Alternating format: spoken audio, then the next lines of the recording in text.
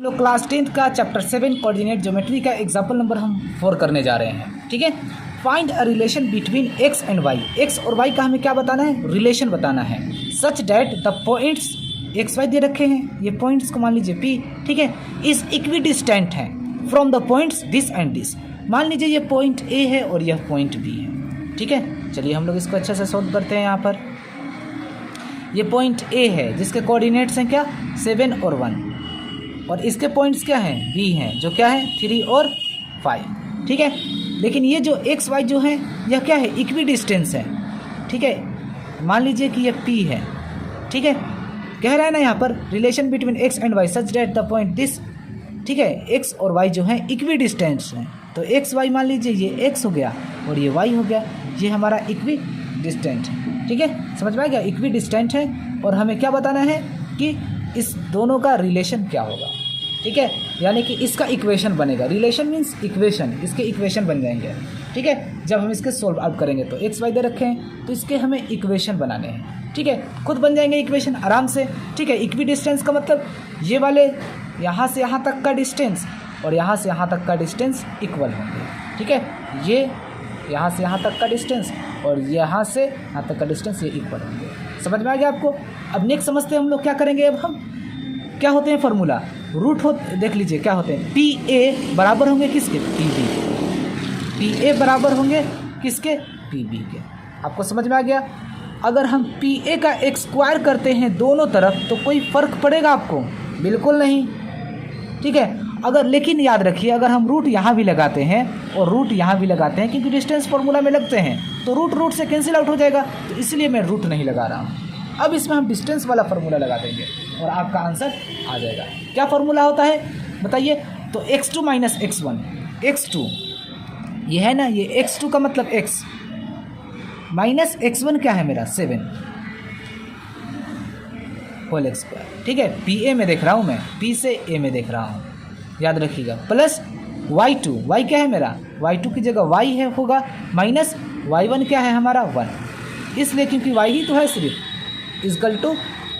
ठीक है, अब पी बी में देख लेते हैं, पी और बी में। ठीक है, तो x माइनस 3 का होल स्क्वायर, ये x2 माइनस x1 का होल स्क्वायर, प्लस में y2 माइनस y1 का होल स्क्वायर, y माइनस 5 का होल स्क्वायर। यहाँ तक क्लियर आ गया समझ में।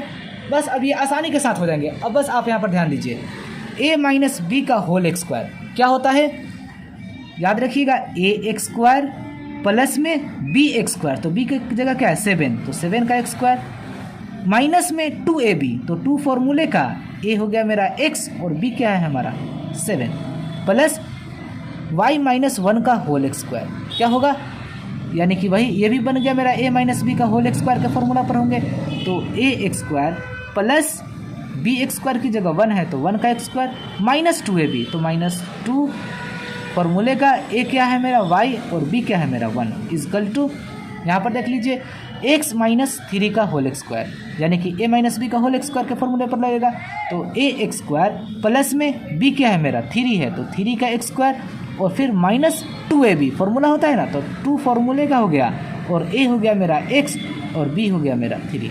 यहाँ तक क्लियर हो गया आपको समझ में।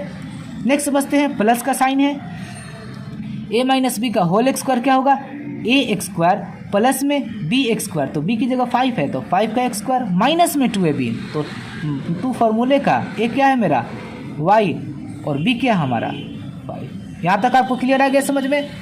ठीक है, अब यहाँ पर देख लीजिए आप, x एक्स स्क्वायर से एक्स स्क्वायर कैंसिल आउट हो जाएगा क्योंकि इक्वल का साइन लगा हुआ है और सेम है साइन और सेम है वेरिएबल।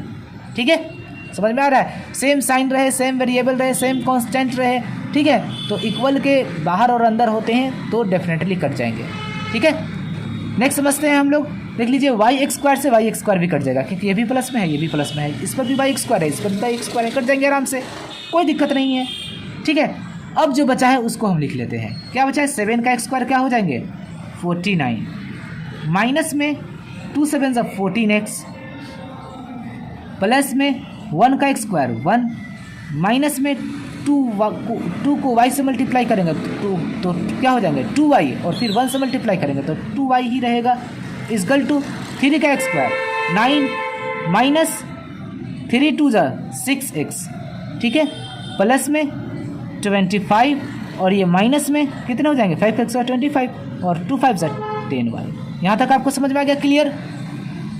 अब आपको इसमें क्या करना है देख लीजिए, 49 और 1 कितने हो जाएंगे, ये दोनों को पहले जोड़ लीजिए, आराम से करते हैं, क्या हो जाएंगे ये, तो 50 माइनस में 14x minus 2y is equal to 9 और 25 दोनों को जोड़ेंगे तो कितने हो जाएंगे बताइए, तो 34 हो जाएंगे, ठीक है। माइनस में 6x और माइनस में 10y। यहाँ तक आपको क्लियर समझ में आ गया। अब आपको क्या करना है, x वाले को वेरिएबल को एक तरफ लिख लीजिए, तो पहले माइनस 14x को आप लिख लीजिए, फिर इस वेरिएबल को भी अंदर ले लीजिए, तो साइन चेंज -6 प्लस 6x हो जाएंगे, ठीक है। अब देख लीजिए y वाले को ले लीजिए -2y और ये बाहर में है, अंदर आएगा तो प्लस में 10y हो जाएंगे, और सारे कांस्टेंट को बाहर, ये 34 तो बाहर ही है प्लस में ही रहेगा, ये अंदर में है बाहर जाएगा तो -50। यहाँ तक क्लियर। अब इन दोनों में से हम क्या लिख सकते हैं बताइए आप, 14 और यानी कि -8x हो जाएंगे, माइनस प्लस का मतलब घटाना है, तो 14 में से 6 घटाएंगे तो 8, लेकिन 14 माइनस का साइन है तो माइनस का साइन, और x तो लगा हुआ ही है, ठीक है। और इस दोनों में क्या रिलेशन होगा बताइए, तो प्लस में 8y हो जाएंगे इजकल टू, अब इसमें से घटाइएगा तो कितने हो जाएंगे, 50 में से 34 घटाइएगा तो 16, और -50 के बीच में क्या होंगे, -16 होंगे, ठीक है। कितने होंगे, 50 में से 34 घटाएंगे तो 16 हो जाएंगे, लेकिन 50 माइनस का साइन है तो माइनस का साइन हो जाएंगे। यहाँ तक क्लियर आ गया समझ में। अब देख लीजिए -8 मैंने कॉमन ले लिया तो क्या बचा, ये x बच जाएगा, और ये प्लस का साइन है तो माइनस का साइन हो जाएगा, क्योंकि मैं माइनस में कॉमन ले लिया हूँ, और y बच गया सिर्फ, क्योंकि 8 और 8 तो कॉमन ही हो गया, इजकल टू -16, माइनस माइनस से कैंसिल आउट, 8 2 = 16, तो x minus Y equal to 2, ठीक है। तो x माइनस वाई और -2 इजकल टू 0, यही हमारा इसका रिलेशन हो जाएगा, ठीक है। इसको अंदर की तरफ कर दिए, ये इक्वेशन बन गया, यही हमारा रिलेशन हो गया, ठीक है गाइस। तो आपको वीडियो कैसा लगा कमेंट्स में जरूर बताइए। हमारा आंसर ये भी हो जाएगा और ये भी हो जाएगा, दोनों हो जाएंगे हमारे आंसर, ठीक है। बस हम क्या किए, इसको इक्वल के अंदर कर दिए हैं तो -2 हो गया है, और इक्वल के बाहर कुछ नहीं बचा तो 0 लग गया, तो ये इक्वेशन बन गया, तो दोनों हमारे आंसर हो जाएंगे, ठीक है, याद रखिएगा।